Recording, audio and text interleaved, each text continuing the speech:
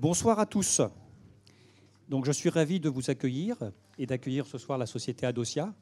Biotech Agora, nous avons fait une 50aine de soirées-conférences, comme ce soir, et nous fédérons plusieurs milliers d'actionnaires, d'investisseurs qui peuvent être donc des investisseurs individuels, mais qui peuvent être aussi des fonds d'investissement et des family office. Ce soir, j'ai vraiment le grand plaisir d'accueillir Adocia, mais surtout la famille Soulin, qui sont cofondateurs. Donc là, Gérard, le père, Olivier, le fils, et Valérie Danaguet-Zéguian, qui est la directrice financière.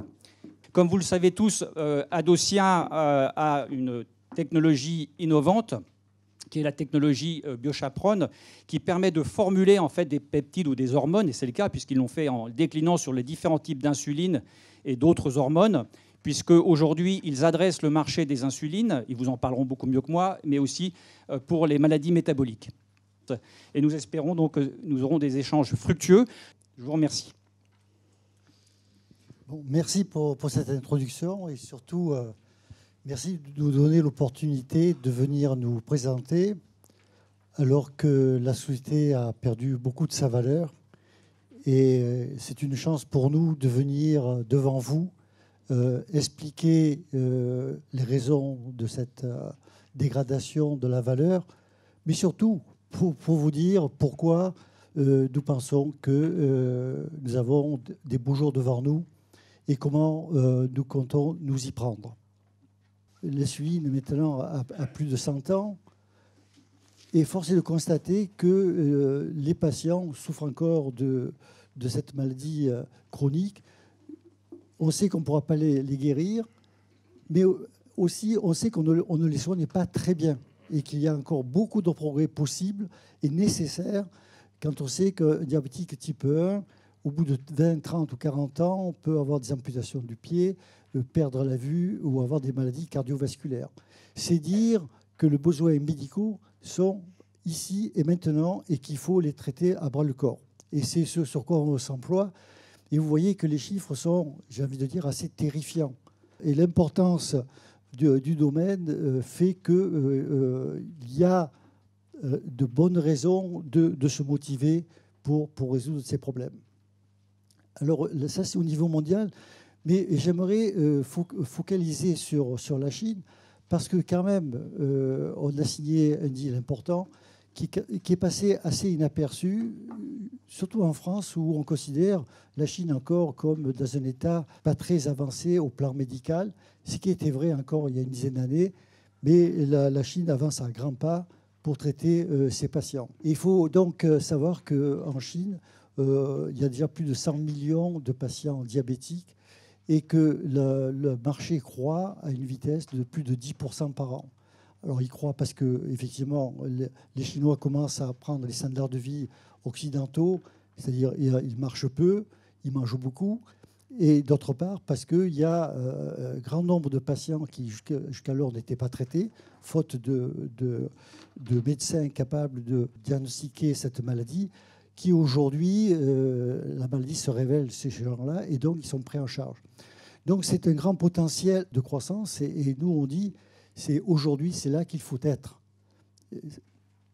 Notre opportunité, c'est d'avoir signé avec le leader sur le marché domestique chinois, qui est la société Donghua Dongbao, qui a été la première société à fabriquer de l'insuline humaine, et qui a aujourd'hui 26% du marché de l'insuline humaine, juste derrière Novo.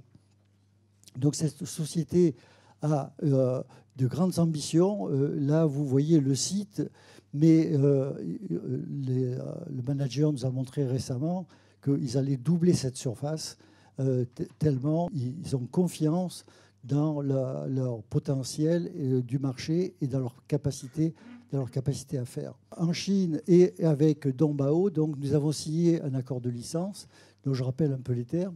On a reçu 50 millions de dollars à la signature, mais il y a encore 85 millions qui devraient nous être versés sur les 3 ou 4 prochaines années.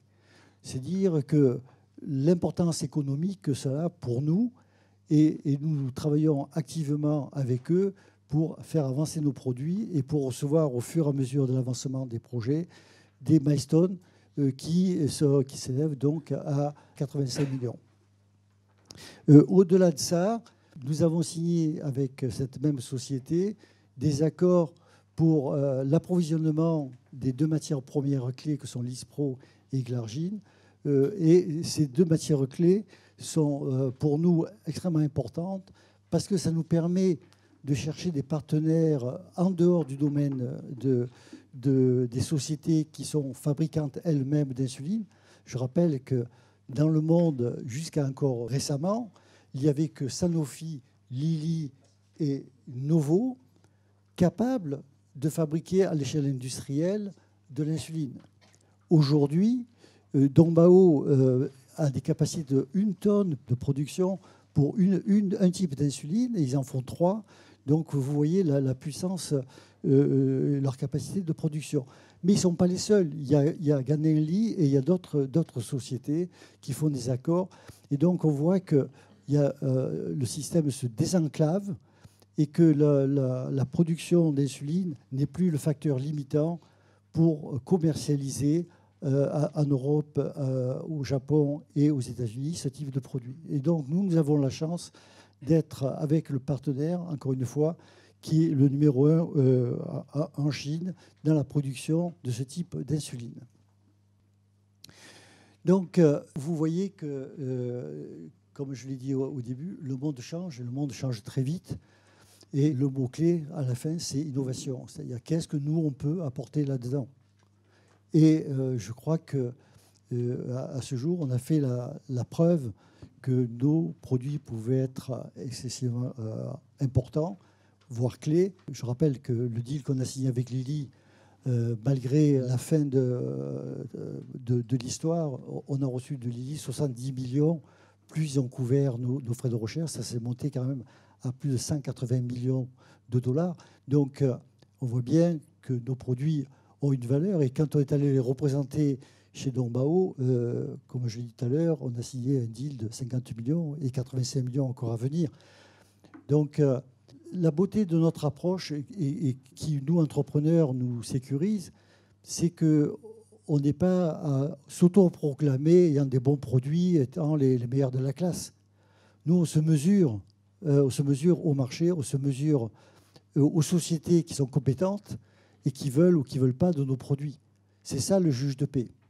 Et pour refixer les idées, aujourd'hui, nous avons levé 88 millions. Lilly, je vous l'ai dit, a payé en cash 70 millions. Les Chinois ont payé 50 millions.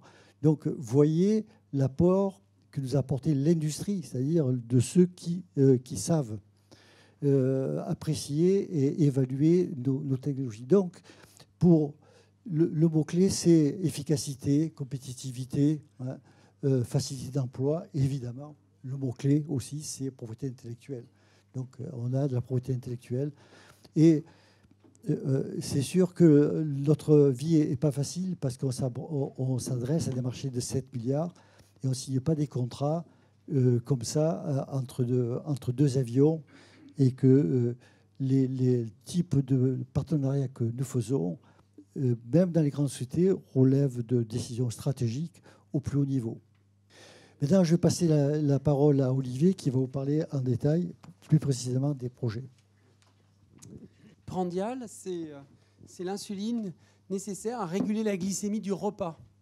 Alors, c'est l'événement d'augmentation de la glycémie quand vous prenez un repas. Quand vous prenez un repas, vous avez un bol alimentaire. Ce bol alimentaire passe dans votre estomac. Cet estomac va commencer à métaboliser tous ces aliments.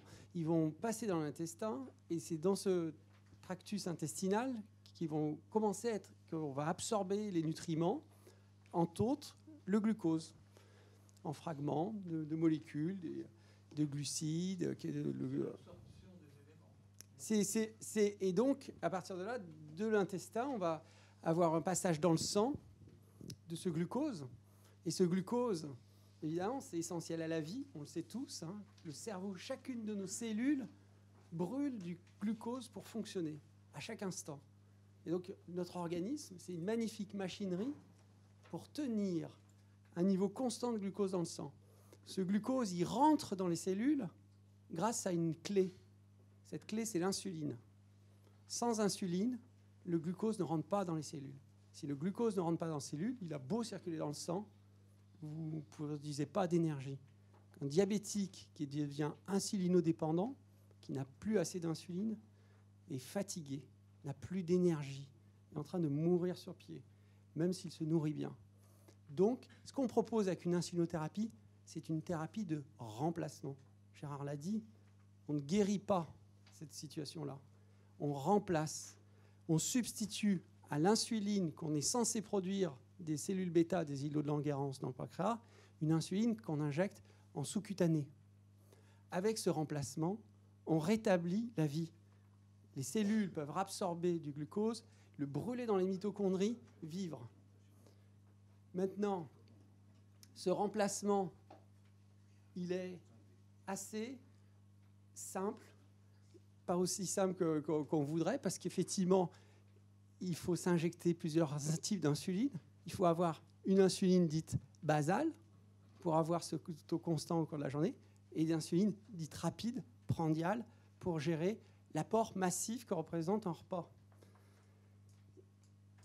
Il n'est pas si simple parce qu'il est imparfait. Il est aussi imparfait, et on va le voir, ça va être la dernière partie de nos dernières innovations. L'insuline, c'est l'élément absolument essentiel, vital. Mais il y en a d'autres protéines qui aident à la régulation de la glycémie. Et on va voir une en particulier qui nous intéresse beaucoup, qui a été approuvée il y a plus de 10 ans, qui est générique aujourd'hui, et qu'on n'a pas su co-formuler jusque-là avec l'insuline, qui est l'analogue de la myline, le pramlintide. On en est arrivé, nous, où, après 100 ans de recherche sur les insulines, après le développement des insulines humaines, après le développement des insulines analogues, à optimiser ce qu'on appelle la pharmacocinétique. Comment on va rentrer dans le sang, comment on va y en sortir pour au mieux s'adapter à la population. Évidemment, la population des diabétiques est diverse et variée. Il y a des diabétiques de type 1, il y a des diabétiques de type 2. Rien à voir. Néanmoins, nous, on s'intéresse à ceux type 1 et type 2 qui sont tous deux insulinodépendants, qui ont besoin d'insuline. Et du coup, c'est pour ça qu'on va avoir différents produits. Ce qui va caractériser notre portefeuille, mais si c'est le résultat de 20 ans de recherche dans ce domaine assez précis, et néanmoins assez vaste, on arrive à faire une médecine plus personnalisée et proposer un portefeuille de produits. Comme Gérard l'a dit, il y a dans notre portefeuille aujourd'hui 8 produits. Sur ces 8 produits, il y en aura 5 qui contiendront de l'insuline. Alors, on va attaquer le premier, celui dont on a pas mal parlé déjà, qui est cette insuline ultra rapide. Pourquoi une insuline ultra rapide ? Ultra rapide parce que celles précédemment et celles qui font ce marché de 7 milliards de dollars, c'est des insulines dites rapides. Et bien que rapides, elles arrivent en retard par rapport à la glycémie qui augmente quand on prend un repas, quand on se les injecte au moment du repas. Parce qu'en réalité, il faudrait, si on était consciencieux, se les injecter avant. Mais se les injecter avant, c'est contraignant. Ça, c'était un progrès auquel on a pensé il y a déjà 10 ans. Ça fait 10 ans qu'on travaille là-dessus. Et ça nous a valu quand même de succès, puisqu'on a licencié ce produit une fois à Lilly, le leader avec Novo de ce marché, parce que ce 7 milliards sont à peu près partagés en deux. Sanofi doit en faire 0,4. Donc, on licencie il y a 7 ans, une première fois, 165 millions de dollars. On a re-signé pour 570 millions de dollars pour ce même produit. On a continué à faire des études, on en a fait 8 de plus, elles ont toutes été un succès. On garde un très bon produit. Ce très bon produit, on le licencie à des Chinois. C'est notre partenaire chinois, Tonghua Dongbao. On a un accord de supply pour le principe actif, l'insuline analogue Lispro, générique aujourd'hui, pour faire un produit pour le reste du monde. Donc on a démontré une activité, vous voyez, est plus rapide. Hein. C'est pas énormément plus rapide, c'est une demi-heure plus rapide. Mais une demi-heure, c'est bien ce temps-là qui manque pour pouvoir injecter l'insuline au moment du repas. Et ce qui est très important pour ce projet, c'est son avancée, le travail qu'on fait au quotidien avec nos partenaires chinois. Et ça crédibilise notre histoire Europe-US. Évidemment, si on a des résultats de phase 3 positifs en Chine, il y a zéro risque, il n'y a plus qu'à répliquer, il n'y a plus de risque industriel, il n'y a plus d'investissement industriel, c'est une autre histoire. Donc ça, c'est là qu'on dit on a une proposition unique. C'est jamais arrivé dans l'histoire de ce marché-là que quelqu'un amène une innovation sans investissement industriel avec des résultats cliniques de phase 3. Donc la phase 3 faite en Chine, c'est nous qui avons participé à écrire le protocole parce qu'on le connaissait, on l'avait écrit avec Lilly, donc exactement le même. Et les sociétés, le CRO qui est sélectionné, c'est un CRO américain. Donc voilà. Le combo, c'est quoi? Pourquoi les Chinois ont pris ce combo? Parce que les Chinois utilisent beaucoup de prémix. 60% des diabétiques et des types 1 aussi, alors que dans le reste du monde, c'est plutôt des types 2 qui consomment ce type de produit, qui est plus simple, puisqu'on parlait tout à l'heure qu'on avait besoin de deux types d'insuline, une insuline rapide et une insuline lente. Donc l'insuline rapide, et là, cette insuline, c'est ce qu'on appelle un prémix, Humalog mix. Il y a une partie de l'insuline qui va se dissoudre lentement dans le sang et qui va, du coup, assurer un contrôle dit basal. Pas idéal. Ce qu'on a vu avec notre produit, BioChaperone Combo, qui est un produit d'une combinaison en fait, des insulines rapides les meilleures, une Humalog, une insuline basale la meilleure, Glargine, qui est le produit de Lantus, qui a fait le succès et la fortune de Sanofi. On a réduit très significativement, là, de 24%, l'hyperglycémie. Et en plus, on a réduit les hypoglycémies aussi, puisqu'on a remonté le niveau de glycémie lorsqu'on s'éloigne du repas. Et donc, c'est exactement ce que je disais encore tout à l'heure. C'est généralement, quand on a une insulinothérapie agressive, on met les gens en risque d'hypoglycémie. Là, le traitement est assez vertueux, puisqu'à la fois, il va réduire les hyper et il va réduire les hypos. Tout ça parce qu'en fait, on a mis en présence, en mélange, des insulines analogues dites modernes, qui sont plus performantes. Donc, c'est ça, effectivement, qu'on développe. Qui a développé une combinaison de ce type pour remplacer les prémix? Novo. Novo qui a fait un produit qui s'appelle Rhizodeg. Rhizodeg, c'est leur meilleure insuline basale, Degludec, et leur meilleure insuline prandiale, Aspart. Et donc, Rhizodeg aujourd'hui est en demande d'approbation en Chine. Pourquoi Dongbao a pris notre produit?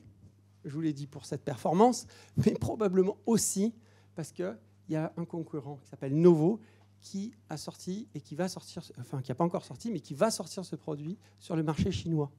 Et ce marché chinois, du coup, pourrait être converti des prémix, 60% du marché, vers Rhizodeg. Et Rhizodeg va apparaître comme une innovation pour les Chinois. Qu'est-ce que veut Tonghua Dongbao? Ils veulent apparaître comme des innovateurs.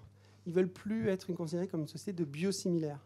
Ils veulent pouvoir être considérés comme Novo dans le futur. Et comme Novo dans le futur, ils auront aussi une insuline ultra rapide, puisque Novo va aussi tester son insuline ultra rapide en Chine. Lilly a lancé au mois de septembre 2 études de phase 3, une sur les types 1, une sur les types 2, en Chine. Donc, c'est l'ambition de Dongbao. Donc, on a un programme qui devrait démarrer l'année prochaine d'études cliniques en Chine. Et puis aussi, tout comme l'insuline ultra rapide, la recherche de partenaires pour le reste du monde, pour un produit qui est, pour le coup, quand même moins avancé que le premier que je viens de citer, qui est l'insuline ultra rapide. Et aujourd'hui, la société est sortie un peu de la monothérapie, de l'idée de la monothérapie. L'insulinothérapie a toujours été une monothérapie. Et je vous ai dit, absolument vitale. Et qu'est-ce qui a été remarquable dans le domaine du diabète? Et ça, c'est pas nous, ça fait longtemps que c'est pratiqué, c'est l'arrivée des GLP-1. Ces GLP-1, c'est des hormones qui stimulent le restant des îlots de Langerhans, des cellules bêta qui produisent l'insuline, et donc ça a une action incrétine, ça stimule la production d'insuline résiduelle, très bien. Ça réduit la glycémie aussi, ça stoppe aussi la libération de glucagon. Enfin, en tout cas, c'est un effet tout à fait bénéfique avec l'insuline. Il y a pas mal de produits qui ont un grand succès, avec des GLP-1 de chez Novo, chez Lilly, et aussi des combinaisons d'insuline basale et de GLP-1. Et nous-mêmes, on en a fait une combinaison de glargine et de GLP-1. Et là, on peut dire que même si notre produit est unique, parce que personne n'a réussi à mélanger Glargine avec GLP-1, et parce qu'il faut la médiation, on peut dire, de cette technologie biochaperone pour y arriver, il existe un produit fait par Novo, qui est une combinaison de sémagglutide et de GLP-1. Il existe un produit aussi de Sanofi, qui est une combinaison de Glargine et un analogue de GLP-1, l'existénatide. Donc là, on a plutôt une stratégie, pour le coup, de follower. Là où on a une stratégie, on peut dire, complètement innovante, et on est les seuls, c'est d'avoir mélangé l'insuline à l'amyline. Et on va venir un peu précisément, on va développer ce sujet, puisque c'est un sujet important pour nous. Ensuite, il y a un quatrième acteur dans le métabolisme, c'est le glucagon. Et on a fait un stylo auto-injecteur, un peu comme vous avez peut-être connu, vous connaissez peut-être les épipènes, hein, pour les gens qui font des allergies, des situations d'urgence. On pique le patient avec un système qui ressemble beaucoup à ça d'ailleurs. Ça s'appelle un auto-injecteur. On ne voit pas l'aiguille, on met une pression sur la cuisse, sur l'abdomen, où on veut, et il y a une aiguille qui sort, qui est propulsée, qui peut passer à travers le pantalon éventuellement, et qui vous envoie la dose. Une mauvaise nouvelle, c'est pas nous qui avons inventé la biline. Mais bonne nouvelle, elle est là, elle est approuvée sur les diabétiques de type 1 et approuvée pour les diabétiques de type 2. C'est la seule protéine approuvée hors de l'insuline pour les diabétiques de type 1. Et pourquoi ? Parce qu'il y avait des résultats quand même très étonnants. Probablement, ils marchaient moins, ils prenaient moins d'insuline, ils prenaient moins de poids, ils consommaient quand même significativement moins d'insuline, moins 22%, c'est très significatif. Ils avaient un meilleur contrôle de la glycémie, leur hémoglobine glyquée était plus faible. Pourquoi ils n'utilisent pas ce médicament qui paraît bien sous tout rapport ? Il a plusieurs défauts. Le premier défaut, c'est qu'il faut se l'injecter 3 fois par jour. Donc ça, c'est contraignant, comme l'a dit Gérard, et ça, c'est vraiment un killer. Autre inconvénient, il coûtait 6 fois plus cher que l'insuline. Il coûte 6 fois plus cher que l'insuline aujourd'hui. C'est déjà cher, l'insuline. Ça devient très cher. Donc nous, on travaille aussi beaucoup au sourcing, à baisser le coût de cette protéine. On travaille avec plusieurs sociétés pour avoir le meilleur coût dans une combinaison avec l'insuline. On travaille aussi à optimiser la dose.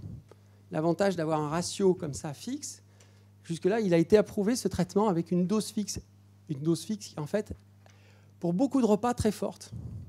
Vous avez vu, c'est co-sécrété avec l'insuline, donc un ratio fixe, c'est assez idéal parce que quand on fait un petit repas, on va prendre une petite dose d'insuline, et on aura pris une petite dose de pram. Et quand on va faire un gros repas, on va prendre une grosse dose d'insuline et il y aura plutôt une grosse dose de pram. Voilà, donc, et d'autres avantages comme on sait qu'on va prendre en même temps l'insuline et le pram. Et vous avez vu que ça, comme ça joue, ça décale toute la vidange gastrique. Si vous trompez de timing, il peut y avoir des hypoglycémies. Et ça a été un troisième problème de ce produit. Et on a les premières interactions avec la FDA pour en parler, parce que c'est un sujet, évidemment, d'intérêt important.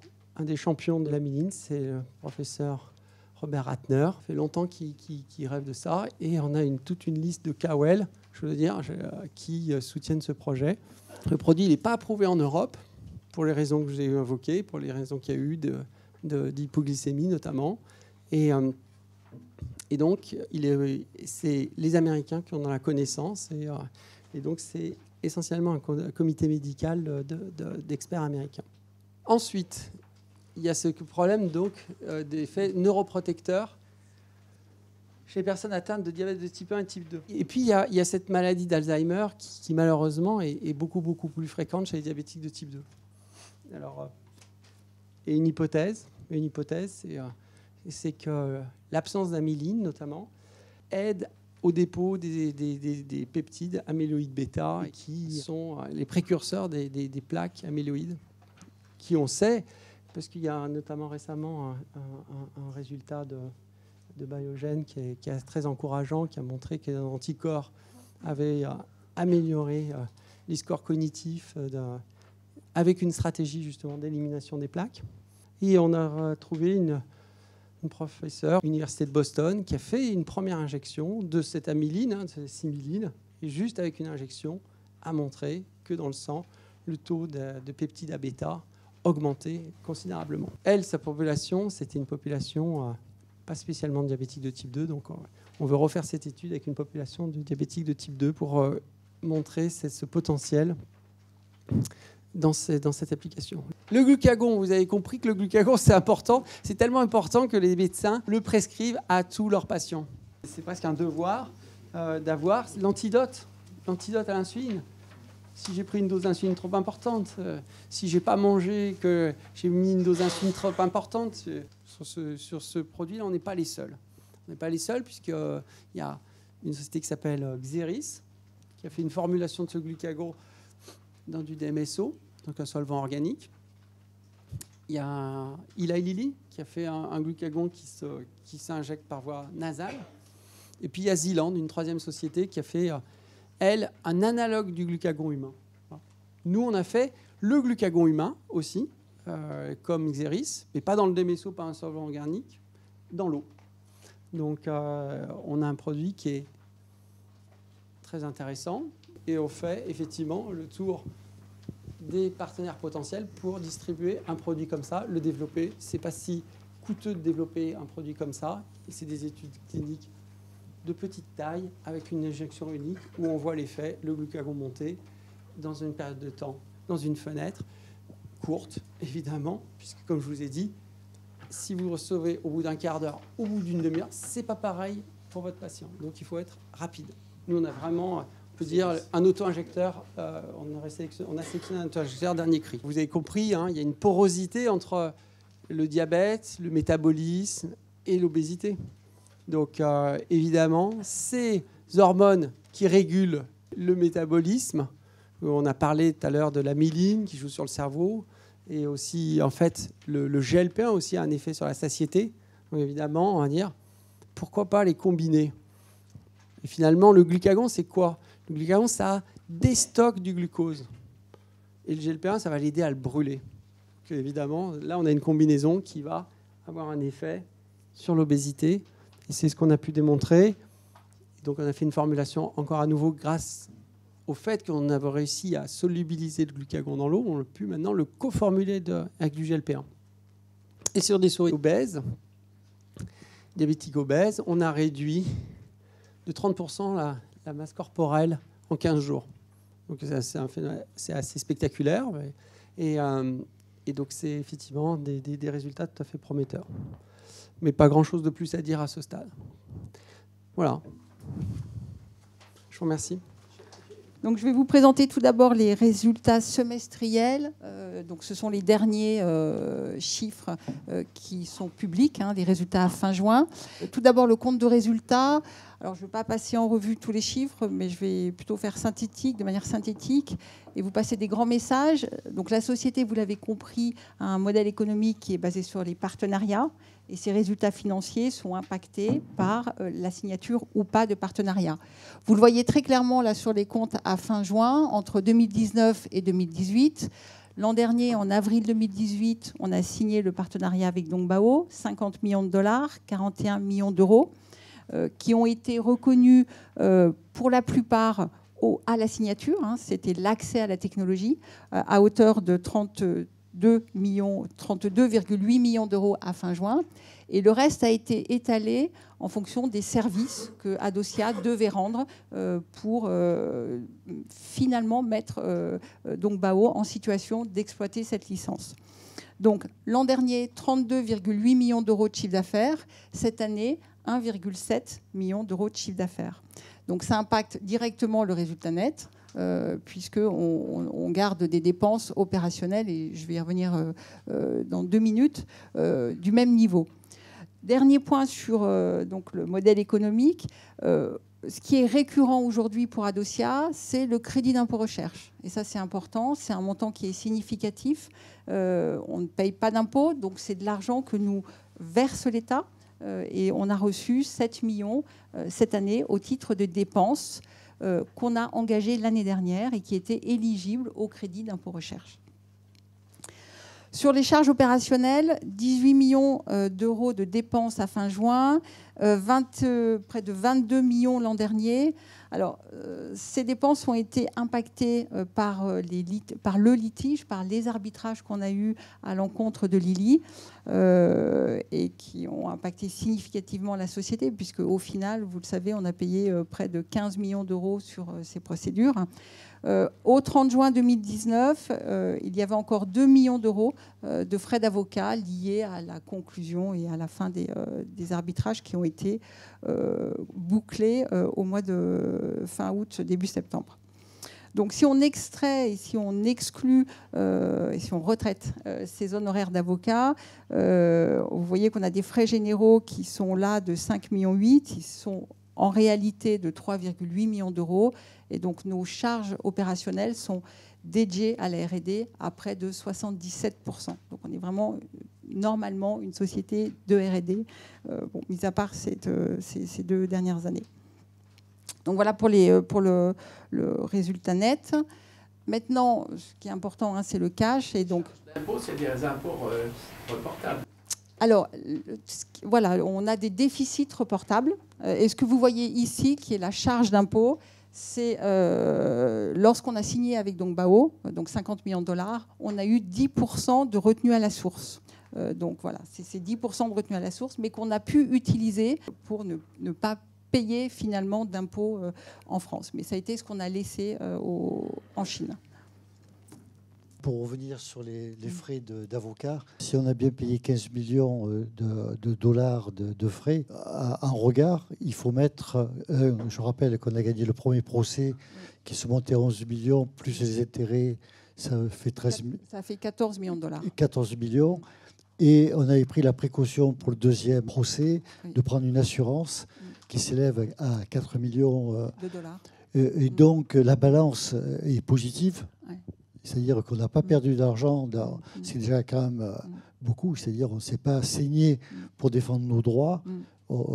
Évidemment, on a mis beaucoup d'énergie, on a payé de nous-mêmes en personne, mais au niveau comptable, en tout cas, voilà, c'est l'opération est pas négative, elle est positive. Légèrement positive. Voilà. Elle est positive, sachant qu'on a aujourd'hui l'assurance que les assureurs payent. Donc on va le communiquer de manière officielle, mais effectivement, ça c'est 4 millions de dollars qu'on va recevoir et qui vont impacter le dernier trimestre de cette année.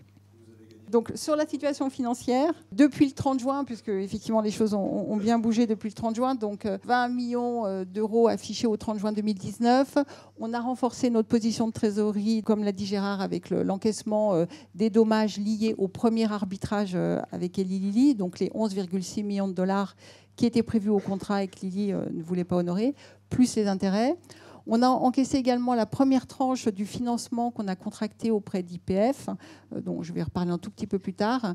Et ce que j'ai oublié de mentionner, c'est qu'on a encaissé aussi le crédit d'impôt recherche dû au titre donc, qui était en créance aussi et qui était sur les dépenses de l'an dernier et qui a impacté notre trésorerie à hauteur de 7 millions, un peu plus de 7 millions d'euros. Donc au 14 octobre, le jour où on a encaissé la première tranche du financement IPF, nous avions une trésorerie de 40 millions d'euros. Donc, je vous rappelle les caractéristiques du financement conclu. C'est une dette de 15 millions qui est en 2 tranches. Donc, on a levé la première tranche. La deuxième tranche est sur option d'Adosia. Il n'y a pas de conditions qui sont liées à des milestones, comme vous pouvez voir sur certains autres contrats. C'est une durée de 5 ans. Il y a un différé de 12 mois pour le remboursement. Et il y a des intérêts qui sont les intérêts standards de ce type de financement et qui sont élevés parce qu'en contrepartie, c'est très peu dilutif. Ce n'est pas un emprunt convertible en actions.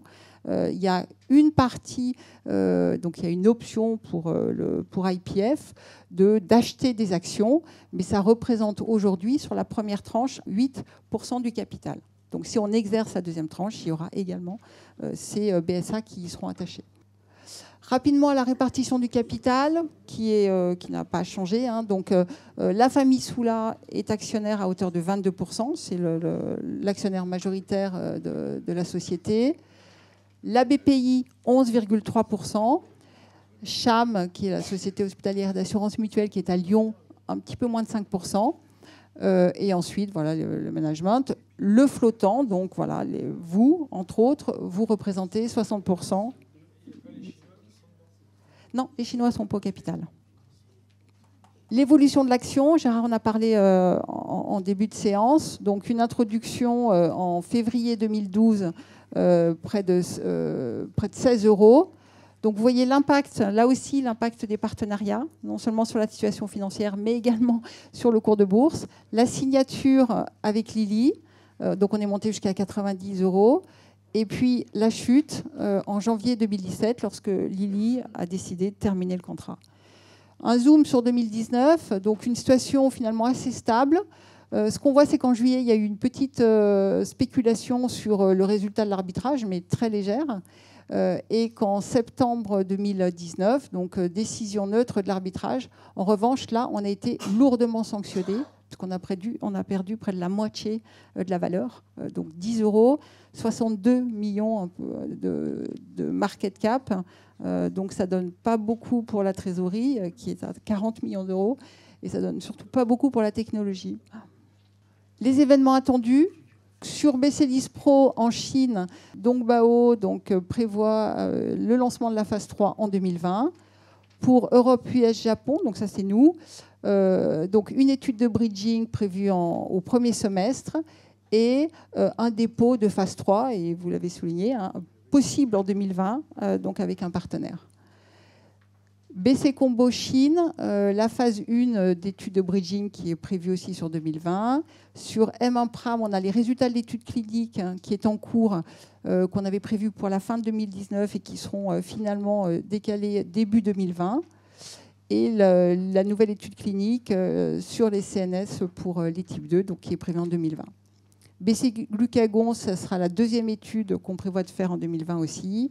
Et BC Glucagon GLP1, le dernier projet que vous a présenté Olivier, première étude clinique prévue pour l'année prochaine. Donc vous voyez, c'est une activité clinique qui est très chargée et pour lesquelles, pour tous ces essais cliniques-là, nous avons les finances nécessaires. En termes de business, BC10 Pro, BC Combo, vous savez qu'on intensifie et vous avez vu les différentes intensifications possibles en termes de recherche de partenaires. Et puis M en Pram également et BC Glucagon sont...